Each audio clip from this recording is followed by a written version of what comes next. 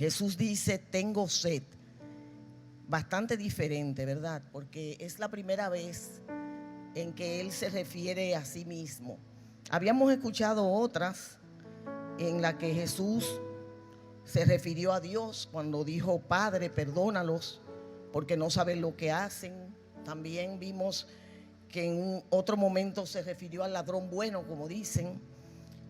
También se refirió a su madre, se refirió a Juan, su discípulo, se refirió a Dios de nuevo. Pero en esta ocasión la declaración llama la atención. Esta declaración, tengo sed. Y llama la atención porque se trata de algo tan de Él, tan individual, ¿verdad? No se trata de lo que estaban alrededor, no se trató del Padre mismo, sino que se estaba refiriendo a algo de Él. Quizás por eso es diferente. Obviamente tenemos que ver todo el contexto, ¿verdad? ¿Qué era lo que estaba aconteciendo? No podemos olvidar lo duro que era ese momento, la crucifixión, lo que estaba pasando, cómo estaba Jesús en medio del calor del sol, siendo golpeado, siendo burlado, como hemos visto, escupido por todos esos espectadores. Era un momento difícil, pero también debemos de recordar que Él fue levantado en una viga de madera y Él estaba siendo ridiculizado. O sea, realmente personas a las que Él había venido a salvar eran los que lo estaban escupiendo y burlándose de Él y ridiculizándolo. O sea que estamos hablando de un sufrimiento más allá de lo físico, ¿verdad? Ese sufrimiento vil, horrendo a causa de lo que estaba pasando y la pérdida también que Él estaba teniendo a nivel corporal, la pérdida de sangre, una gran cantidad de sangre, las heridas en las manos, ¿verdad? Clavos en las manos, en los pies, todo lo que eso conllevó, obviamente, Él estaba deshidratado, totalmente deshidratado. Y definitivamente esto nos muestra a nosotros la manera en que Él responde en este momento cuando dice tengo sed. Lo que nos muestra es la humanidad de Jesús. De hecho, los estudiosos dicen que es muy común que cuando una persona pasa por procesos así de pérdida de gran cantidad de sangre, pues obviamente experimente sed. Y se dice también que cuando esto ocurre, pues hay mucha deshidratación.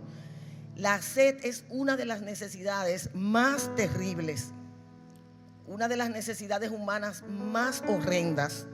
Y el dolor de Jesús en ese momento fue tan real como el dolor tuyo y mío, como las aflicciones por las cuales nosotros atravesamos, como las experiencias dolorosas que nosotros tenemos en el día a día. Con la diferencia de que a veces nosotros tiramos la toalla y no podemos, no seguimos, pero Jesús lo soportó. Y lo soportó porque Él sabía a qué había sido llamado. Con esto se cumplió lo que estaba escrito. De hecho, en Salmos 22:16 ya se había dicho, ¿verdad? Porque fue una profecía, y mi lengua se pegó a mi paladar. Y en el Salmo 69:22, y en mi sed me dieron a beber vinagre. O sea que estamos viendo cómo en un momento como este se está cumpliendo una profecía. En ese momento los verdugos, ¿verdad? En vez de saciar la sed de Jesús, lo que hicieron fue que le pasaron un poquito de vinagre con una rama de hisopo, bastante desagradable. Todo el que ha probado el vinagre sabe lo que es, ¿verdad? Nada de lo que verdaderamente quizás él esperaba en ese momento. Definitivamente había un propósito, y era infligir el máximo sufrimiento por parte de los verdugos para con Jesús, y su efecto se logró. Se describe ese momento como un momento de agonía, de mucha agonía de parte de Jesús. En ese momento obviamente el Señor estaba pasando, en este caso que Jesús estaba pasando por una situación indescriptible, que nosotros lo vemos en los videos, lo estamos escuchando durante todo el tiempo que tenemos acá, pero es algo inimaginable que no podemos ni siquiera imaginar.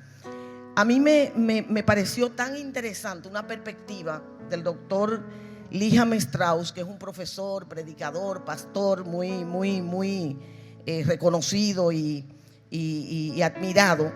Y me impactó mucho la perspectiva de él, de este momento en particular, cuando Jesús dice, tengo sed.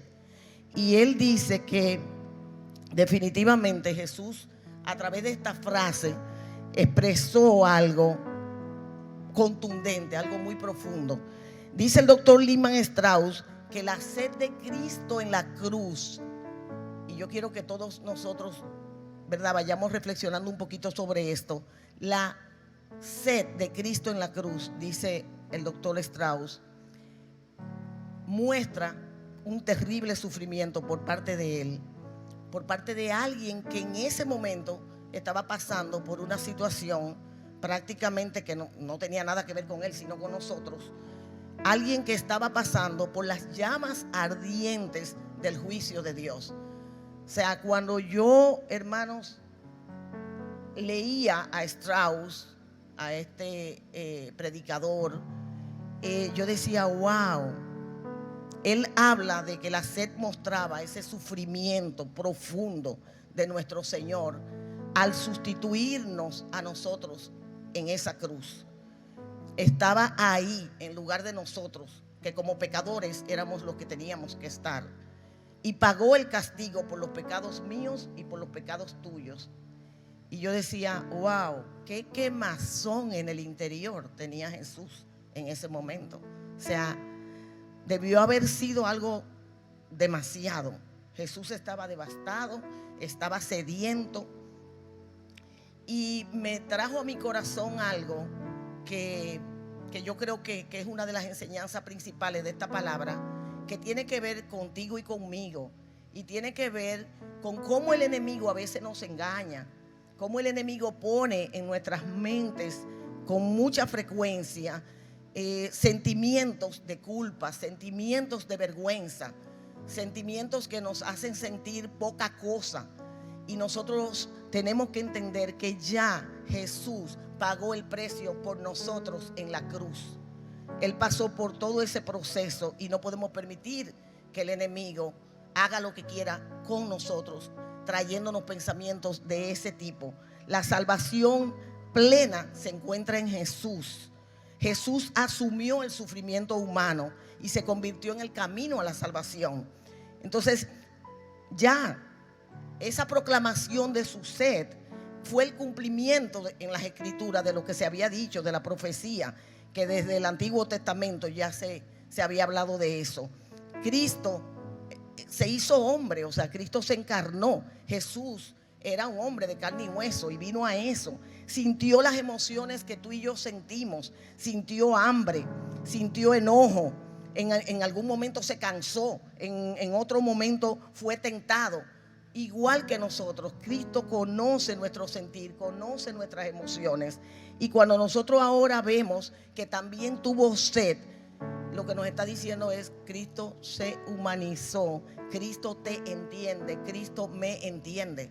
Cristo pasó por lo mismo que nosotros todos los días, cotidianamente, probablemente pasamos.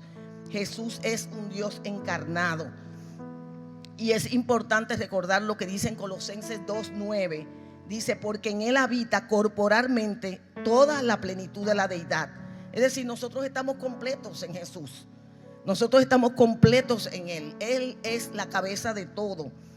Y importante, ¿verdad?, que Él tiene perdón, tiene gracia, tiene misericordia para nosotros. Su amor es incomparable, extravagante. No importa cuáles son las circunstancias, no importa cuál es la situación de cada uno.